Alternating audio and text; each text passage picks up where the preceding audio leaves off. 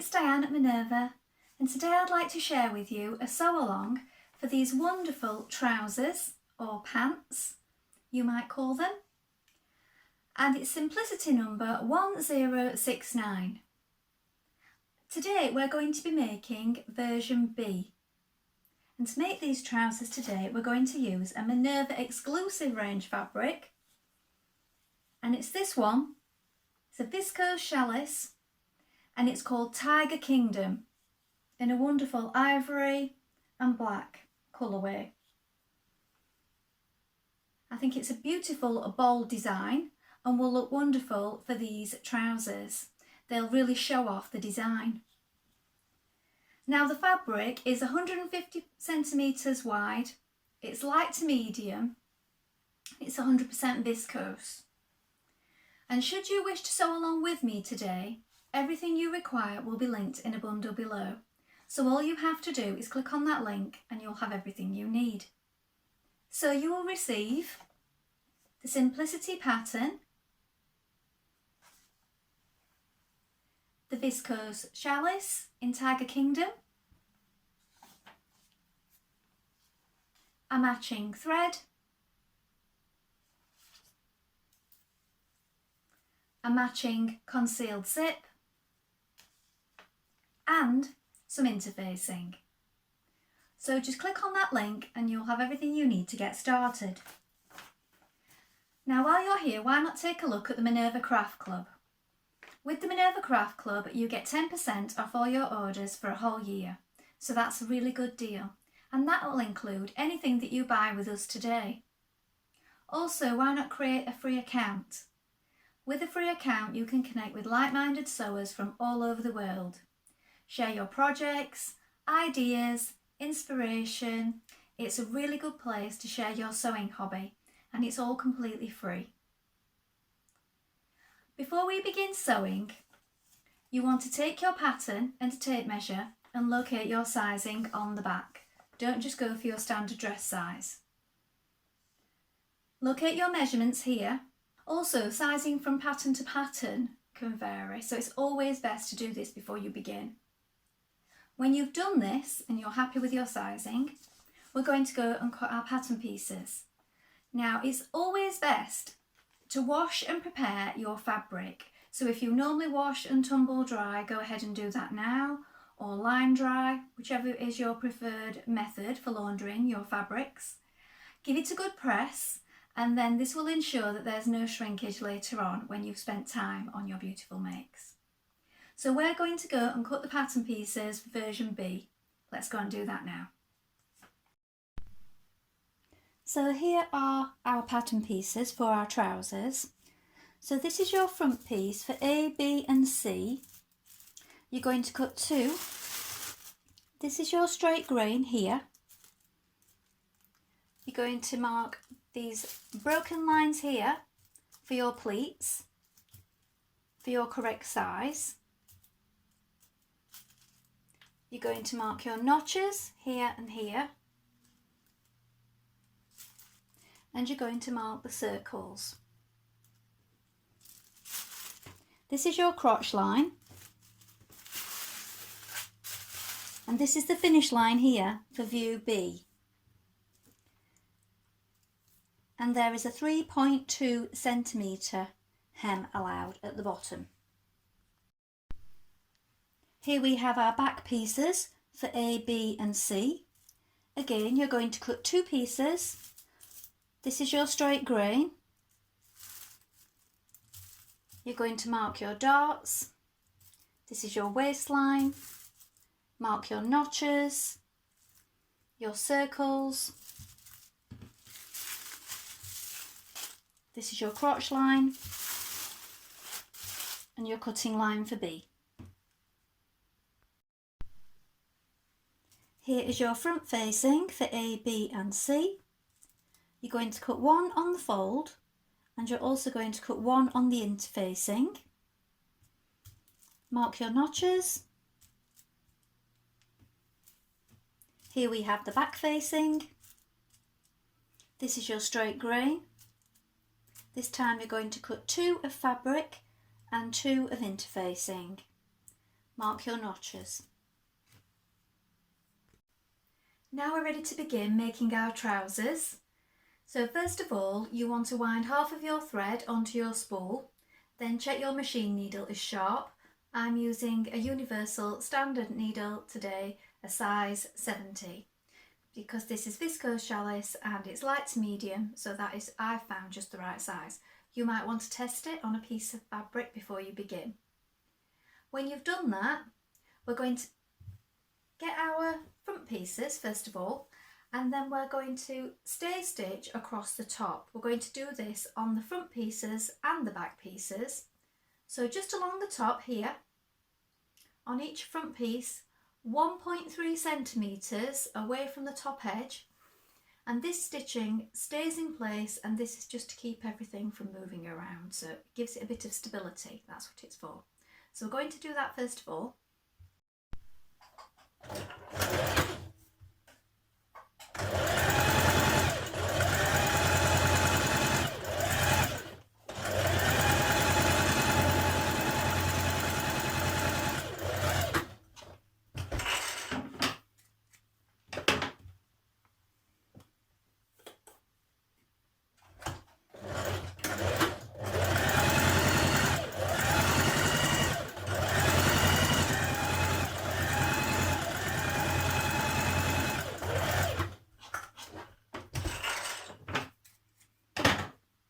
Now do the same on your back pieces.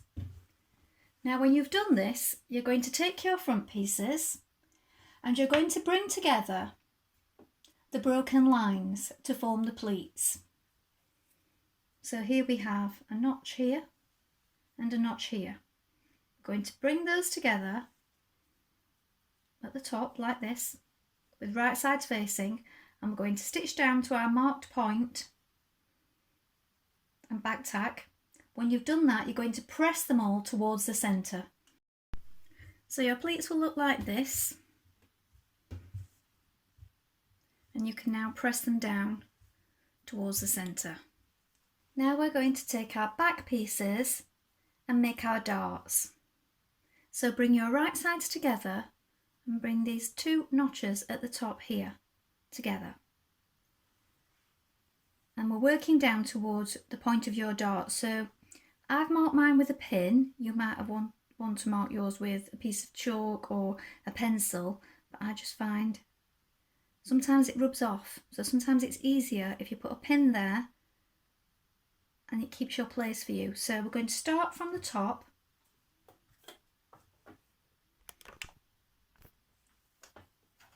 Back tack here. We're working down towards this dart, but don't go off too suddenly. We need to come to a gradual run off.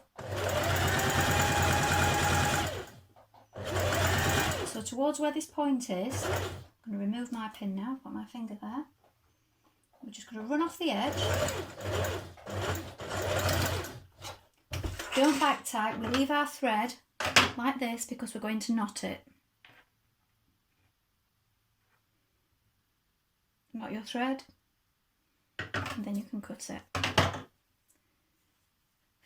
So first of all, press your dart flat on the stitching and then open it up and then press it towards the centre back.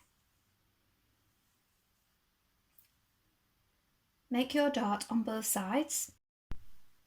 Apply your zipper to your centre back.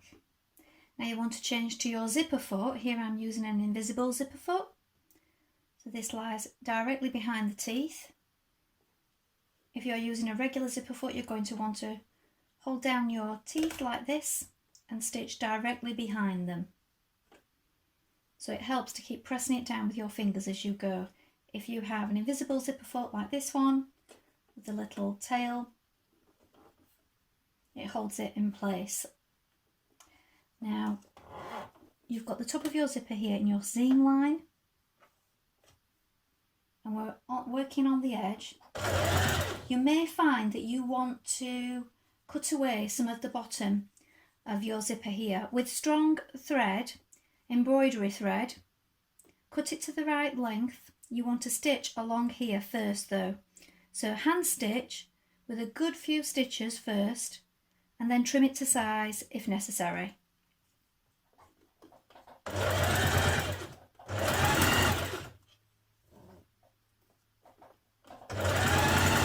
I prefer to do that after I've inserted my zip.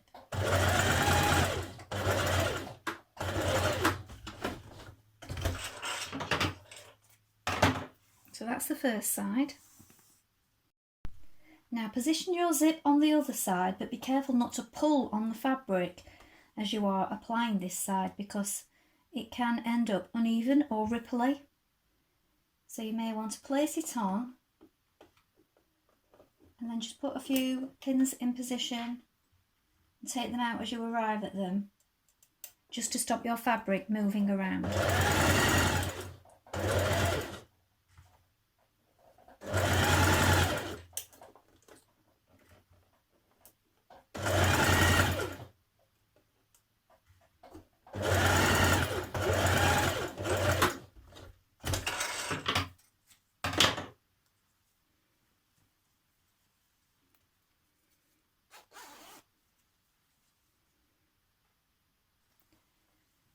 Now pin the seam from just behind your zip here to underneath your crotch here.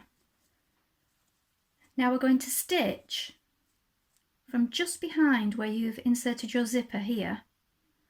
So you still have your zipper foot on. I'm going to stitch from here to about here, so roughly 7 centimetres, 7.5 centimetres into the seam, and we will stitch the rest of the seam later on. So just move your zip out of the way there to one side, start just behind it, back tack a couple of stitches,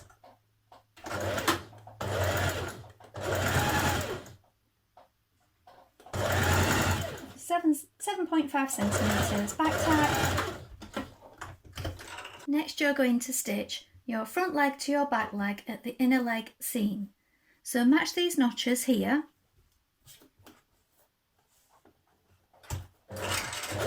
and stitch with a 1.5 centimetre seam allowance.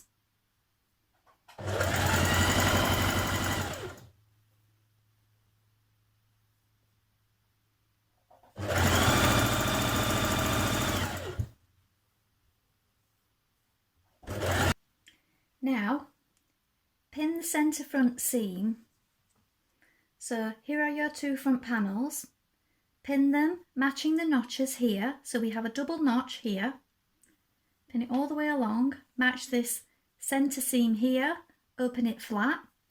You may want to have also edge finish, so either zigzag or overlock at this point on those seams, and then you're going to match it up with the little bit of the seam that you did here when you inserted your zip. So we're stitching all along this back curve now.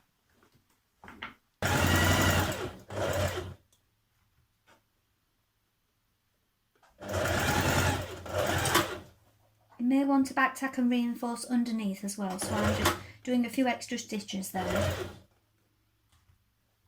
under the crotch area.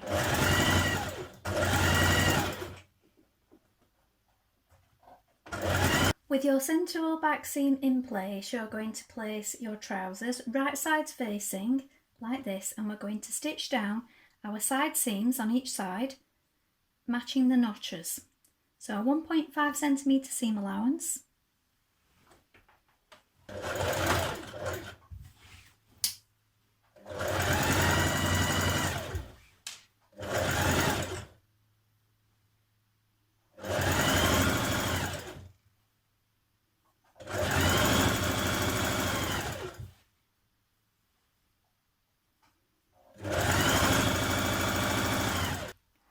Take your waistband pieces and apply your fusible interfacing. Then you're going to join them at the side seam, so match the notch here and at this side here.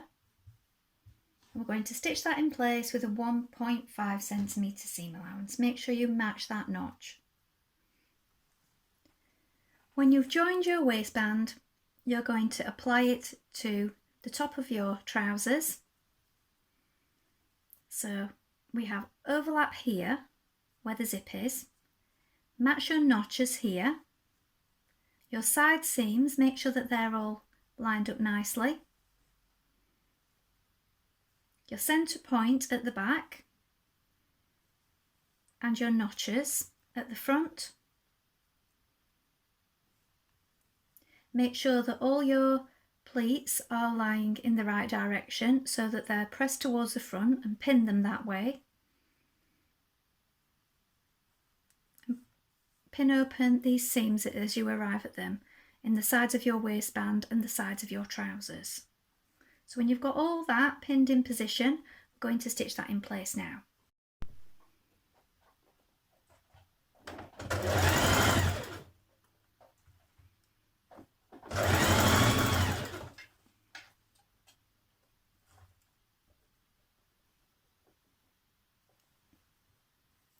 Trim away the excess on your waistband, then you're going to understitch. So press your seam towards your waistband and just a few millimetres in, away from the seam here, onto the facing part. You're going to stitch all the way around. This just stops your facing from rolling to the outside. So just keep pressing it that way with your fingers. Now press your facing to the inside. You can either turn it under or overlock or zigzag it at this point. Fold it onto the inside of your zip here, and you're going to hand stitch this part. The remainder of it can be caught in at the side seams. So if you pin it all the way around, making sure that it's lying flat on the inside like this, you can stitch in the ditch on the outside here, so invisibly stitch there, or you can do it by hand if you prefer. You can also do it at some points, such as the back darts here, concealing your stitches just inside to catch it in, and also within the pleats, so a few stitches on the inside, just to hold it all down if you wish.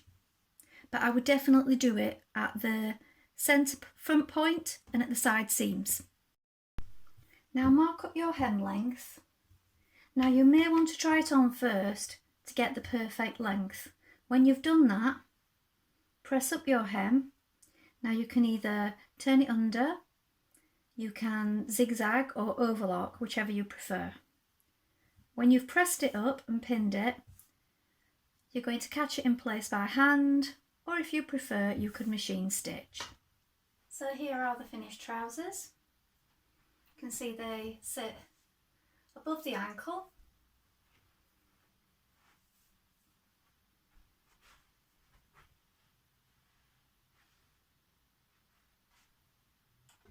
Well, I hope you've enjoyed sewing along with me today. Have you sewn this pattern before? Please let us know in the comments below, along with any photographs. We always love to see what you've been making. Also, you can ask any questions in the comments and we'll do our best to help you in any way we can. Remember to like and follow Minerva to get more video content like this every week. Well, that's all for today, but I hope to be back with another sew along really soon. Thank you for watching. Bye for now.